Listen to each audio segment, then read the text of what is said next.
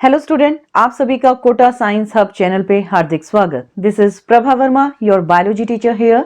सो student, assertion reason आपको help कर रहा है क्योंकि ये आपका अब की बार का बेसिक पोर्शन है जो नया पैटर्न के अकॉर्डिंग आपके क्वेश्चन पेपर में आपको मिलने वाला है। सो उससे पहले चैनल को आप सब्सक्राइब करना ना भूलें। आज हम chapter locomotion and movement class 11 का डिस्कस करने जा रहे हैं। तो let's get started. First, read out the instructions. The question has two statements, assertion and reason. You have to choose the correct option. Now, if both A and R are true, and R is the correct explanation of A. Both A and R are true, but R is not the correct explanation of A. C, if A is true, R is false, and the D, if A is false and R is true. So, student, question number 1, assertion. Skull is dicondylic in man. Dicondylic मतलब two condyles हैं like this, two condyles. Fine, तो skull क्या हो गया आपका? Dicondylic हो गया. Reason क्या है? A pair of occipital condyles located anterolateral to foramen magnum movably articulate with the atlas vertebra and that atlas is the first bone of the vertebrae. तो अब आप देखिए ये बात भी सही है इसमें. तो ऑसिपिटल कॉन्डाइल जो एकदम एंटेरोलेटरल पोजीशन पर है और उसके बाद फोरामेन मैग्नम से ये कंटिन्यू हो रहा है स्पाइनल कॉर्ड में. तो आपका एक्सप्लेनेशन भी यहाँ पे करेक्ट रहेगा. तो आंसर हमारा ए रहेगा जिसमें असर्शन रीजन दोनों ट्रू रहेंगे और रीजन जो है वो बेटा करेक्ट एक्सप्लेनेशन भी यहाँ पर आपकी बनेगी. इस चैप्टर को थोड़ा सा ध्यान से करें क्योंकि इसमें आपके थोड़े से बेसिक कंसेप्ट हैं और टर्म्स थोड़ी सी ज्यादा रहेंगे. Question number 2, assertion first 7 pairs of ribs are true ribs. बिल्कुल सही बात है क्योंकि हमने रिब्स के लिए पढ़ा है. रिब्स में टोटल आप कितने पेयर्स देखते हैं? 12 पेयर्स देखते हैं जिसमें आपके 7 पेयर जो हैं वो ट्रू रिब्स है, 3 पेयर्स जो है वो फॉल्स रिब है और जो 2 पेयर है वो आपका फ्लोटिंग रिब्स है. तो इनको ट्रू रिब्स क्यों कहते हैं? Because they are directly attach to the sternum part. तो अगर आप देखें यहाँ पे ये स्टर्नम है तो ये जो 7 पेयर्स यहाँ पर होंगे they are directly attached to the sternum. That's why they are known as true ribs. तो ऐसे 7 pairs हमें दिखाई देते हैं.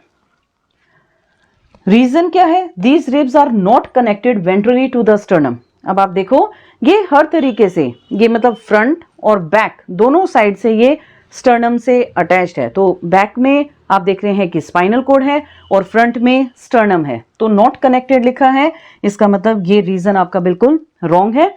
तो आंसर आपका सी रहेगा जिसमें असर्शन आपका ट्रू है, रीजन फॉल्स है.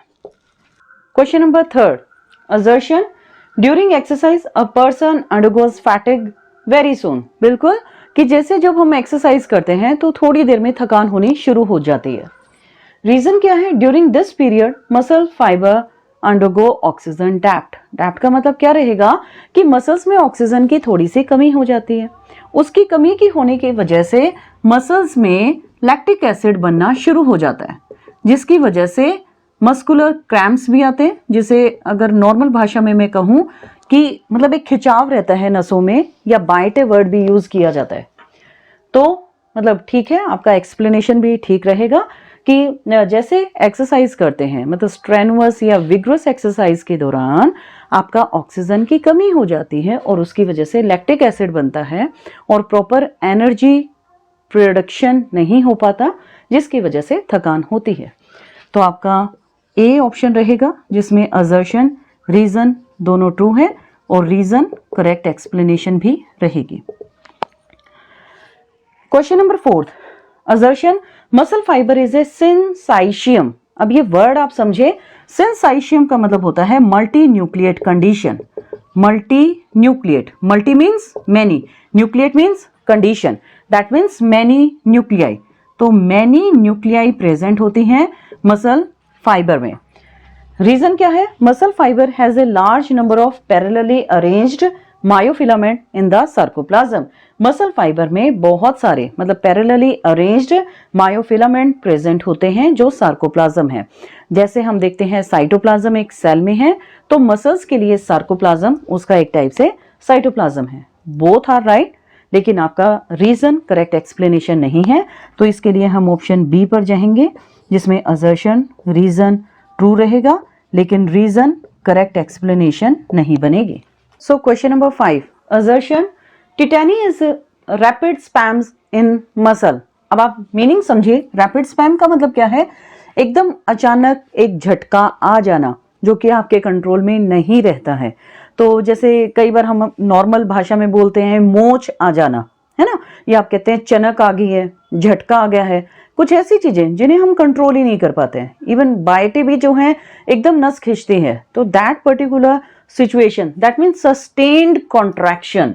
तो यहाँ पे क्या है, आपका सस्टेन्ड कॉन्ट्रैक्शन है, जिसमें कॉन्ट्रैक्शन थोड़ा लंबे टाइम के लिए रहता है।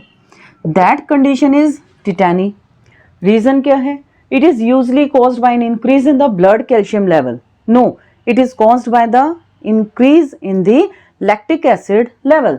तो यहाँ पे टिटैनी में आपका रीजन बिल्कुल फॉल्स है, तो आंसर सी, जिसमें असर्शन ट्रू है, रीजन फॉल्स है।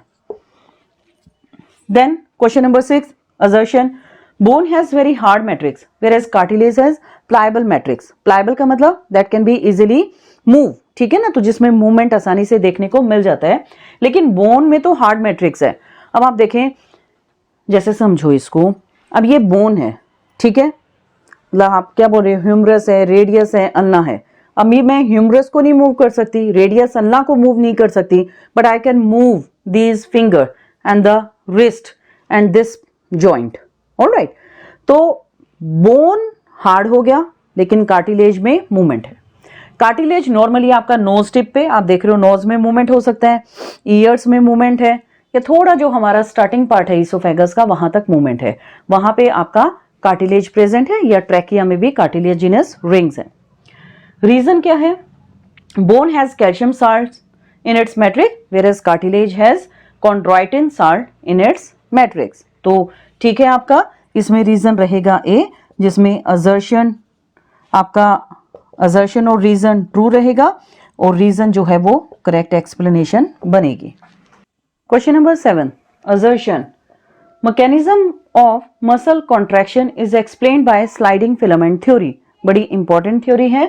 तो मसल कॉन्ट्रैक्शन में हम क्या देखते हैं कि जो थिन मायोफिलामेंट है दे slide past the thick myofilament. Alright, तो ये हमने स्लाइडिंग फिलामेंट थ्योरी में पढ़ा है, जो हग्सले नाम के साइंटिस्ट ने डिस्कवर किया है।